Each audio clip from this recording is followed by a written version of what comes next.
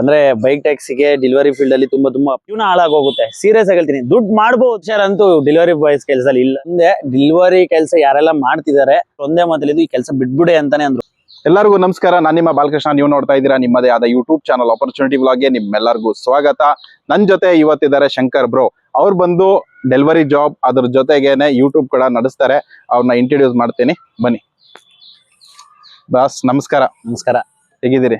ಚೆನ್ನಾಗಿದ್ರಿ brother. ಈ ವಿಡಿಯೋದಲ್ಲಿ ನಿಮ್ಮ ಎಕ್ಸ್ಪೀರಿಯನ್ಸ್ ನ ನಮ್ಮೊಂದಿಗೆ ಹಂಚ್ಕೊಳ್ಳಿ, ಹಾಗೆ ನಮ್ಮ ವ್ಯೂವರ್ಸ್ ಯಾರು ಇದ್ದಾರೆ ಅವ್ರಿಗೆ ಕೂಡ ಗೊತ್ತಾಗ್ಲಿ ಯಾವ ತರ ಪ್ರಾಬ್ಲಮ್ಸ್ ಏನು ಅಂತ ಅನ್ಬಿಟ್ಟು.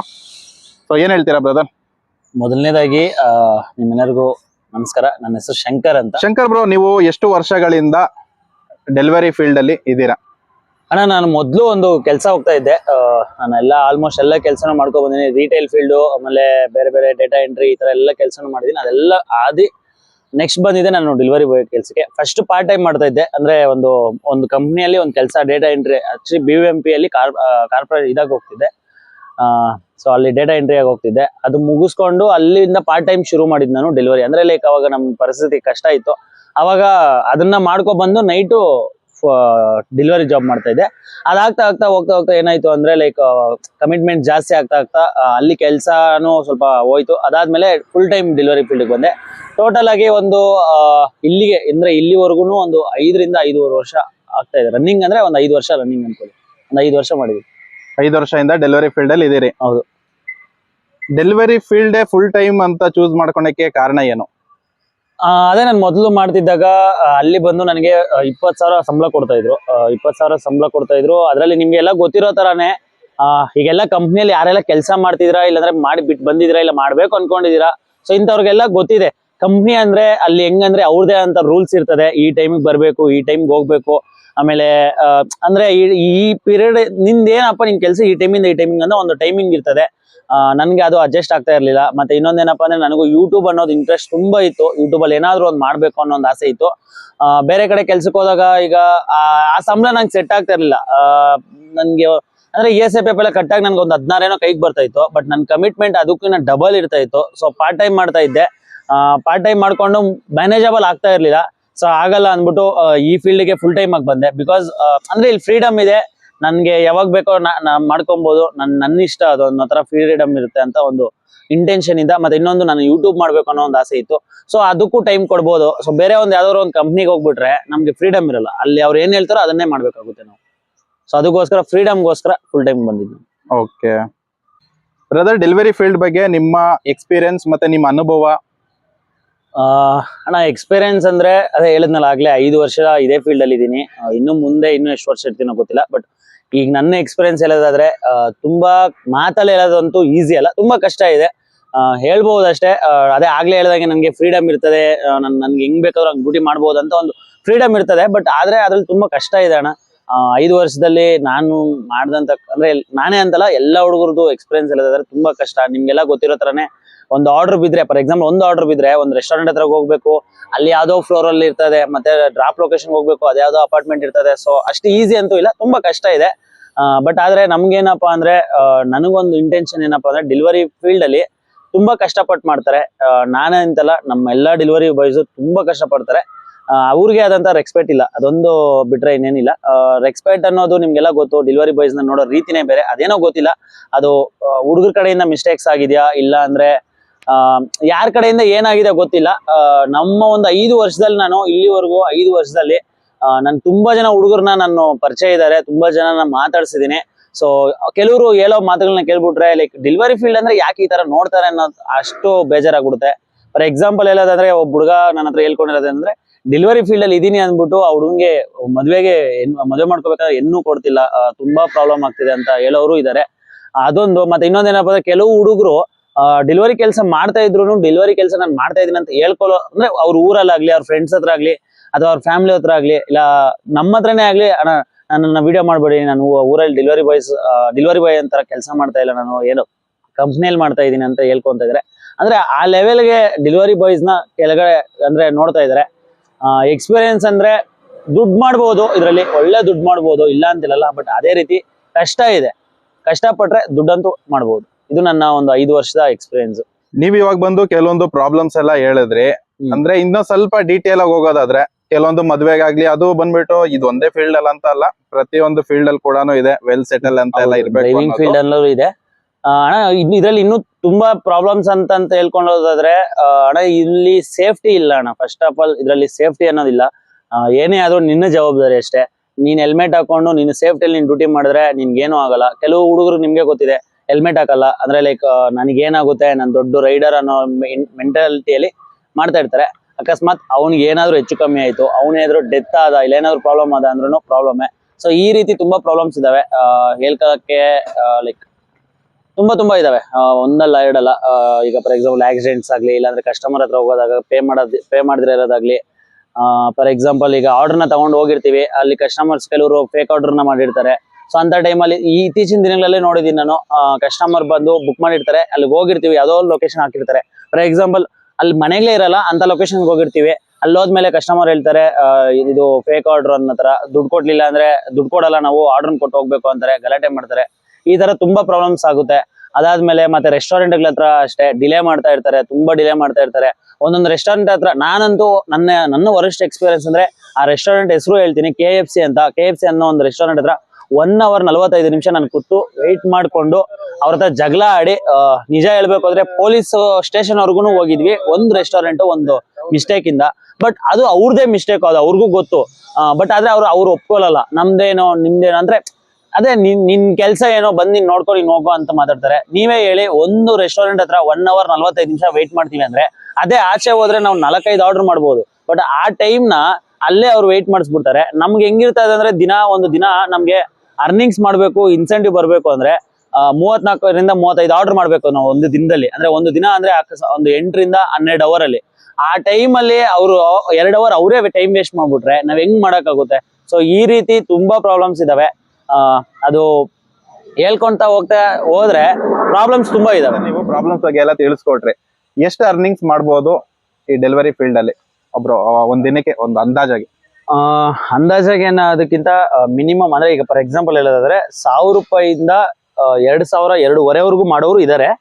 ಬಟ್ ಏನಪ್ಪಾ ಅಂದ್ರೆ, ಅದು ನಿಮ್ ಮಾಡೋ ಕೆಪಾಸಿಟಿ ಮೇಲೆ ಇರ್ತದೆ. ಪ್ರತಿಯೊಬ್ಬ ಹುಡುಗನು 2,000 ಮಾಡ್ತಾನೆ ಅಂತ ಹೇಳಕ್ಕಾಗಲ್ಲ, ಪ್ರತಿಯೊಬ್ಬ ಹುಡುಗನು 1,000 ರೂಪಾಯಿ ಮಾಡ್ತಾನೆ ಅಂತ ಹೇಳಕ್ಕಾಗಲ್ಲ. ಈಗ ನಂದು ಹೇಳೋದಾದ್ರೆ, ನನ್ ದಿನಚರಿ ಹೆಂಗಂದ್ರೆ, ನಾನು ಬರ್ತಾ ಫಿಕ್ಸ್ ಆಗ್ಬಿಟ್ಟಿರ್ತಿದೆ. ಈಗ 2,000 ರೂಪಾಯಿ ಇವತ್ತು ಮಾಡ್ಲೇಬೇಕು, ಇವತ್ತು ಏನ್ ಫುಲ್ ಟಾರ್ಗೆಟ್ ಇದೆ ಅದು ಮಾಡ್ಲೇಬೇಕು.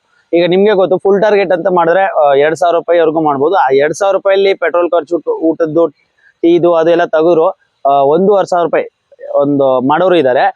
ಕೆಲವ್ರ ಮೈಂಡ್ ಸೆಟ್ ಹೆಂಗಿರ್ತದೆ ಅಂದ್ರೆ, ಆರಾಮಾಗಿ ಮಾಡೋಣಪ್ಪ, ರಿಸ್ಕ್ ತಗೊಳ್ಳೋದು ಬೇಡ, ಎಲ್ಲ ಖರ್ಚು ತೆಗೆದ್ರು 1,000 ರೂಪಾಯಿ ಮುಗಿಸ್ಕೊಂಡ್ರು ಸಾಕು ಅನ್ನೋರು ಇದಾರೆ. ಸೊ ಒಬ್ಬೊಬ್ಬರ ಮೆಂಟಾಲಿಟಿ ಒಬ್ಬೊಬ್ರದ್ದು. ಬಟ್ ಏನಪ್ಪಾ ಅಂದ್ರೆ, ಇಲ್ಲಿ ನೀನ್ ಎಷ್ಟು ಕಷ್ಟ ಪಡ್ತೀಯಾ, ಅಷ್ಟು ನೀನು ಅರ್ನಿಂಗ್ ಮಾಡ್ಬೋದು. ಬಟ್ ಅಷ್ಟು ಈಸಿ ಅಂತೂ ಇಲ್ಲ, ತುಂಬಾ ಕಷ್ಟ ಇದೆ. ತುಂಬಾ ಕಷ್ಟಪಟ್ಟಷ್ಟು ಫಲ ಜಾಸ್ತಿ ಇರ್ತದೆ. ಸೊ 1,000ರಿಂದ 2,000ವರೆಗೂ ನೀನ್ ಮಾಡ್ಕೋಬಹುದು ಒಂದ್ ದಿನಕ್ಕೆ. ಎಲ್ಲ ಖರ್ಚೆಲ್ಲ ತೆಗೆದು. ಓಕೆ. ಸೊ ಬೆಟರ್ ನೀವು ಬಂದ್ಬಿಟ್ಟು ಈಗ ಎಲೆಕ್ಟ್ರಿಕಲ್ ಗಾಡಿನ ಯೂಸ್ ಮಾಡ್ತೀರಾ. ಎಲೆಕ್ಟ್ರಿಕಲ್ ಗಾಡಿ ಬೆಟರಾ, ಇಲ್ಲ ಅಂತಂದ್ರೆ ಪೆಟ್ರೋಲ್ ಗಾಡಿ ಬೆಟರಾ? ಅಣ್ಣ ಎಲೆಕ್ಟ್ರಿಕ್ ಗಾಡಿ ಇದ್ರೆ ಬೆಟರ್. ಏನಕ್ಕೆ ಅಂದ್ರೆ, ದುಡ್ಡು ಜಾಸ್ತಿ ಮಾಡ್ಬೋದು. ಬಟ್ ಆದ್ರೆ ಎಲೆಕ್ಟ್ರಿಕ್ ಗಾಡಿಗಳಲ್ಲಿ ತುಂಬಾ ಪ್ರಾಬ್ಲಮ್ಸ್ ಇದಾವೆ. ಏನಕ್ಕೆ ಅಂದ್ರೆ, ಈಗ ಫಾರ್ ಎಕ್ಸಾಂಪಲ್ ಹೇಳೋದಾದ್ರೆ, ಎಲೆಕ್ಟ್ರಿಕ್ ಗಾಡಿಯಲ್ಲಿ ಚಾರ್ಜಿಂಗ್ ಹಾಕೊಳ್ಳಕ್ಕೆ ಒಂದ್ಸರಿ ಹೋದ್ರೆ 2 ಅವರ್ ಹೋಗೇ ಬಿಡ್ತದೆ. 2 ಅವರ್ ಅಲ್ಲಿ ನೀವು ಪೆಟ್ರೋಲ್ ಗಾಡಿ ಇದ್ರೆ ಆರಾಮಾಗಿ 200 ರೂಪಾಯಿ ಜಾಸ್ತಿ ಮಾಡ್ಬೋದು.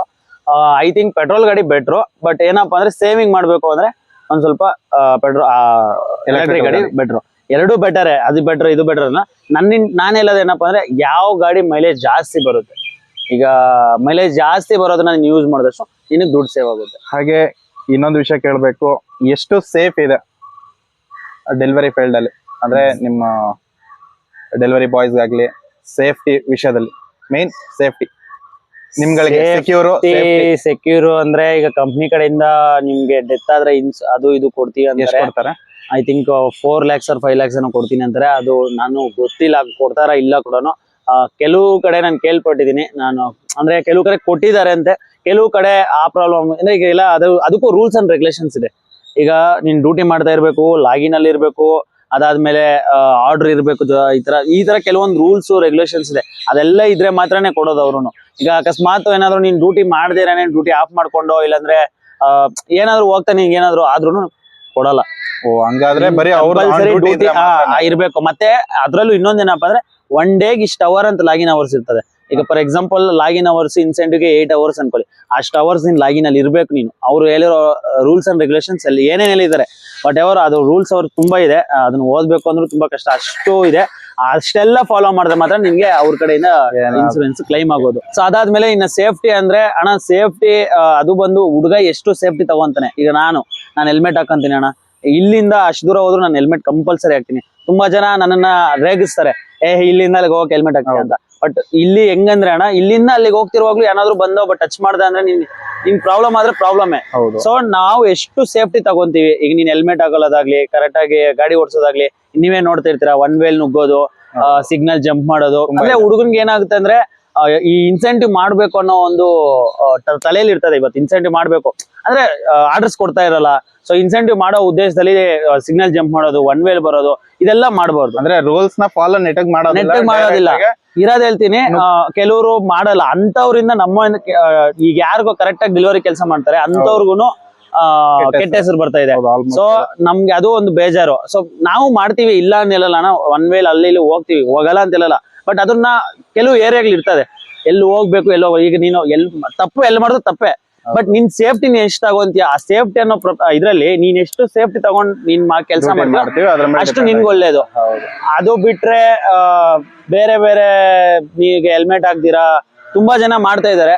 ಬಟ್ ಅಂತವ್ರಿಗೆ ನಾವು ಏನ್ ಹೇಳಕ್ಕಾಗಲ್ಲ. ನಾವು ಒಂದೇ ಹೇಳೋದು, ಅವ್ರಿಗೋಸ್ಕರ ನಿಮ್ಗೋಸ್ಕರ ನೀವ್ ಹೆಲ್ಮೆಟ್ ಹಾಕೊಳ್ಳೋದಲ್ಲ, ನಿಮ್ ಫ್ಯಾಮಿಲಿಗೋಸ್ಕರ ಹೆಲ್ಮೆಟ್ ಹಾಕೊಂಡು ಹುಷಾರಾಗಿ ಕೆಲಸ ಮಾಡಿ. ಸೊ ಸೇಫ್ಟಿ ಅನ್ನೋದು ಬಂದ್ರೆ ಹುಡುಗ ಎಷ್ಟು ಸೇಫ್ಟಿ ತಗೊಂತಾನೋ ಅವ್ನಿಗೆ ಅಷ್ಟು ಒಳ್ಳೆದ್ರ ಮೇಲೆ ಡಿಪೆಂಡ್ ಆಗಿರುತ್ತೆ. ಬಟ್ ಏನ್ ಹೇಳ್ಬೇಕು ಅಂತ ಅಂದ್ರೆ, ಇವ್ರು ಹೇಳಿದ್ದು ಬರೀ ಅವರು ಲಾಗಿನ್ ಅಲ್ಲಿ ಇದ್ರೆ ಮಾತ್ರನೇ ಅಂತ ಇದು ಇನ್ಶೂರೆನ್ಸ್ ಎಲ್ಲ ಪ್ರೊವೈಡ್. ಹೌದು, ಈಗ ಫಾರ್ ಎಕ್ಸಾಂಪಲ್ 1 ಅವರ್ ಏನಾದ್ರು ಲಾಗಿನ್ ಆಯ್ತು ಅಂತ ಅನ್ಕೊಳ್ಳಿ, 1 ಅವರ್ ಡ್ಯೂಟಿ ಮಾಡ್ತಾ ಇದ್ದ ಏನಾದ್ರು ಆದ್ರೆ ಅದಕ್ಕೂ ಬರಲ್ಲ ಅಂತ ಕೇಳ್ಪಟ್ಟಿದೀನಿ ನಾನು. ನಿಜ ಸುಳ್ಳು ಗೊತ್ತಿಲ್ಲ. 1 ಅವರ್ ಈಗ ಡ್ಯೂಟಿ ಇಷ್ಟ ಅವರ್ ಅಂತ ಇರ್ಬೇಕಂತೆ ಅಷ್ಟ. ಮತ್ತೆ ಇನ್ನೊಂದು ಅವ್ನು ಎಷ್ಟು ಲಾಸ್ಟ್ ಪ್ರಿವಿಯಸ್ ಅಲ್ಲಿ ಈಗ 1 ವೀಕ್ ಅಲ್ಲಿ ಕೆಲಸ 1 ವೀಕ್ ಎಲ್ಲ ಮಾಡೋಣ, 1 ತಿಂಗಳಿಂದ ಕೆಲಸ ಮಾಡೋಣ, ಅದೆಲ್ಲ ನೋಡಿ ಅದು ಕ್ಲೈಮ್ ಮಾಡೋದು ಇನ್ಸೂರೆನ್ಸ್. ಓಕೆ, ನೀವ್ ಹೇಳೋ ಪ್ರಕಾರ ನೋಡಿದ್ರೆ ಒಂದು ಅವ್ರಿಗೆ ಬೆನಿಫಿಟ್ ಆಗೋ ತರ ಇದ್ರೆ ಮಾತ್ರ ನಿಮ್ಗೆ ಬೆನಿಫಿಟ್ ಕೊಡ್ತಾರೆ. ಇಲ್ಲ ಅಂತ ಅದೇ ಈಗ ಫಾರ್ ಎಕ್ಸಾಂಪಲ್ 1 ತಿಂಗಳಲ್ಲಿ ನೀನು 1 ತಿಂಗಳೆಲ್ಲ ಕೆಲಸ ಮಾಡಿದ್ರೆ ಕೊಡ್ತಾರೆ.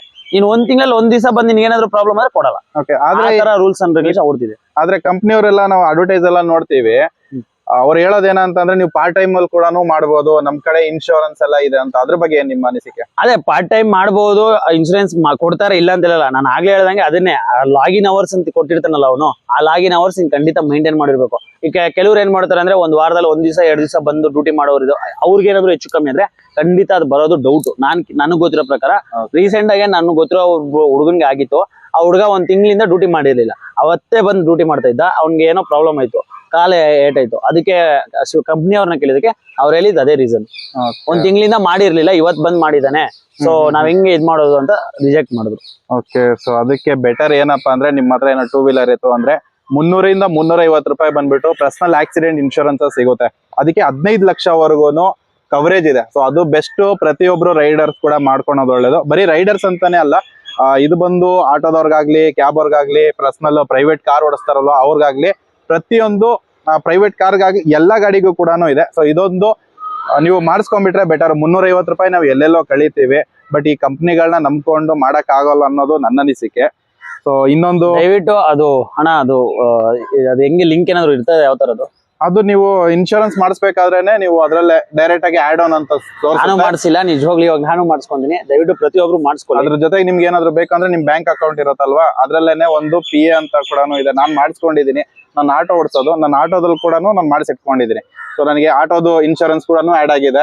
ಅದ್ರ ಜೊತೆಗೆ ನನ್ನ ಬ್ಯಾಂಕ್ ನಲ್ಲೂ ಕೂಡ ಆಡ್ ಮಾಡಿದ್ದೀನಿ. ದಯವಿಟ್ಟು ಅದ್ರ ಬಗ್ಗೆ ಒಂದು ವಿಡಿಯೋ ಮಾಡಾಕಿ ನಾನು ನಮ್ಮ ಹುಡುಗರು ಶೇರ್ ಮಾಡೋಣ, ಒಳ್ಳೇದಾಗ್ಲಿ. ಯಾಕಂದ್ರೆ ದಯವಿಟ್ಟು ಅದನ್ನ ಮಾಡಿಸ್ಕೊಳ್ಳಿ. ಕಂಪ್ನಿ ಯಾವುದೇ ಕಾರಣಕ್ಕೂ ನಂಬಿಡೆ ಅಂತ ಹೇಳಲ್ಲ, ಬಟ್ ಕಂಪ್ನಿಯವರು ಅವ್ರು 100% ಕ್ಲೈಮ್ ಮಾಡ್ತಾರೆ ಅಂತ ಹೇಳಕ್ಕಾಗಲ್ಲ. ಅದರಿಂದ ಅಂದ್ರೆ ಅವ್ರು ಹೇಳ್ತಿರೋದು ನೋಡಿದ್ರೆ ಅವ್ರ ಹತ್ರ ಡ್ಯೂಟಿ ಮಾಡ್ತಾ ಇದೀವಿ ಅಂತ ಅಂದ್ರೆ ಅವ್ರು ಒಂದು ಡ್ಯೂಟಿ ಆಗ್ಲಿ ಎಷ್ಟೇ ಡ್ಯೂಟಿ ಆಗ್ಲಿ ಇನ್ಶೂರೆನ್ಸ್ ಅಂದ್ಮೇಲೆ ಕೊಡ್ಲೇಬೇಕಾಗುತ್ತೆ. ಆಯ್ತಾ, ಇವಾಗ ಅವರೇ ಆಪ್ಷನ್ ಕೊಡ್ತಿದ್ದಾರೆ. ಎಲ್ಲಾರು ಬಂದು ನಾನ್ ನೋಡ್ದಂಗೆ ಫುಲ್ ಟೈಮ್ ಅಂತೂ ಮಾಡಕ್ ಆಗಲ್ಲ. ಇನ್ನೊಂದು ಅದೇ ಆಗ್ಲೇ ಹೇಳ್ದಂಗೆ, ನಿನ್ಗೆ ಆಕ್ಸಿಡೆಂಟ್ ಆಗೋ ಟೈಮಲ್ಲಿ ನೀನ್ ಏನಾದ್ರು ಹೆಲ್ಮೆಟ್ ಆಗ್ಲಿಲ್ಲ ಅಂದ್ರೆ ಇನ್ಶೂರೆನ್ಸ್ ಕ್ಲೈಮ್ ಆಗಲ್ಲ. ಹೌದು, ಇದ್ರಲ್ಲೂ ಅಷ್ಟೇನೆ. ನಾನು ಯಾವ್ದು ಇನ್ಶೂರೆನ್ಸ್ ಹೇಳ್ದದ್ಮು ಕಂಪಲ್ಸರಿ ಆಗಿ ನೀವು ಎಲ್ಲಾನು ರೂಲ್ಸ್ ನ ಫಾಲೋ ಮಾಡ್ಬೇಕು. ಹೆಲ್ಮೆಟ್ ಹಾಕಿದ್ರೆ ಹೆಲ್ಮೆಟ್ ಹಾಕ್ದಿರಾ, T-ಶರ್ಟ್ ಹಾಕ್ಲಿಲ್ಲ ಅಂದ್ರೂ ಇನ್ಶೂರೆನ್ಸ್ ಕ್ಲೈಮ್ ಆಗಲ್ಲ. ಮತ್ತೆ ಇನ್ನೊಂದಿದೆ, ಈ ತುಂಬಾ ಜನಕ್ಕೆ ಅಷ್ಟು ನನ್ ಕಟ್ಟಕ್ ಆಗಲ್ಲ ಅಂತಂದ್ರೆ ಒಂದು ಪ್ರಧಾನ ಮಂತ್ರಿ ಭೀಮಾ ಯೋಜನೆ ಅಂತ ಕೂಡ ಒಂದಿದೆ. ಅದು ಬಂದ್ಬಿಟ್ಟು 20 ರೂಪಾಯಿ. ಅದ್ರಲ್ಲೇನೆ ಇನ್ನೊಂದಿದೆ ಪ್ರಧಾನ ಮಂತ್ರಿ ಜೀವನ್ ಜ್ಯೋತಿ ಅಂತ ಏನೋ ಇದೆ, ಅದು ಕೂಡ 300 ರೂಪಾಯಿ. ವಿಡಿಯೋ ಮಾಡಿ ನಮ್ಮೂರ್ಗೂ ಸರ್ ಎಲ್ಲರಿಗೂ ಒಂದು ಆಗುತ್ತೆ. ನೀವು ಅದ್ರ ಬಗ್ಗೆ ನಾನು ಇನ್ಫಾರ್ಮೇಶನ್ ಕೊಡಿ, ನಿಮ್ಮ ಚಾನಲ್ ಅಲ್ಲಿ ಕೂಡ ನೀವು ಹಾಕಿ ಅದ್ರ ಬಗ್ಗೆ ಒಂದು. ಸೊ ಅದು ಬೆಟರ್ ಇದೆ. ಒಂದು 400 ರೂಪಾಯಿ ನಾವು ಯೂಸ್ ಮಾಡ್ಕೊಂಡ್ರೆ, ಸಪೋಸ್ ಏನಾದ್ರು ಒಂದು ಬೆಳ್ ಕಟ್ ಆಯ್ತು, ಏನಾದ್ರು ಒಂದು ಸಣ್ಣ ಪುಟ್ಟ ಕೈ ಕಟ್ ಆಯ್ತು ಅಂದ್ರೆ ಒಂದ್ 2 ಲಕ್ಷವರೆಗೂ ಕ್ಲೈಮ್ ಆಗುತ್ತೆ. ಸಪೋಸ್ ಏನಾದ್ರು ಡೆತ್ ಆದ್ರೆ, ನ್ಯಾಚುರಲ್ ಡೆತ್ ಆದ್ರೂ ಕೂಡ ಮನೆವರೆಗೂ ಒಂದ್ 2 ಲಕ್ಷವರೆಗೂ ಸಿಗೋ ತರ ಒಂದು ಸ್ಕೀಮ್ ಇದೆ. ಸೊ ಆ ಲಿಂಕ್ ನೀವು ಬ್ಯಾಂಕ್ ಅಲ್ಲಿ ಕೇಳಿ ಆಯ್ತಾ, ಅದ್ರ ಬಗ್ಗೆ ಡೈರೆಕ್ಟ್ ಆಗಿ. ನಾನು ಯಾವ್ದೋ ತರ ಪ್ರಮೋಷನ್ ಏನು ಮಾಡ್ತಾ ಇಲ್ಲ ಈ ವಿಡಿಯೋದಲ್ಲಿ. ಸೊ ನೀವು ಬೇಕಾದ್ರೆ ಡೈರೆಕ್ಟ್ ಆಗಿ ಪ್ರಮೋಷನ್ ಏನಿಲ್ಲ, ನಮ್ಮೆಲ್ಲರಿಗೋಸ್ಕರ. ಬ್ರದರ್, ಡೆಲಿವರಿ ಫೀಲ್ಡ್ ಅಲ್ಲಿ ಇರೋರು ಬಗ್ಗೆ ನಿಮ್ಮ ಅನಿಸಿಕೆ, ನಾನು ಹೇಳ್ತಿರೋದು ನಿಮ್ಮ ಪರ್ಸನಲ್ ಅನಿಸಿಕೆ. ಇನ್ ಫ್ಯೂಚರ್ ಅವ್ರದ್ದು ಏನಾಗ್ಬೋದು, ಅದು ನಿಮ್ದು ಕೂಡ ಇನ್ಕ್ಲೂಡಿಂಗ್ ಆಗಿರುತ್ತೆ. ಯಾಕಂದ್ರೆ ನೀವು ಕೂಡ ಡೆಲಿವರಿ ಜಾಬ್ ಮಾಡೋದ್ರಿಂದಾಗಿ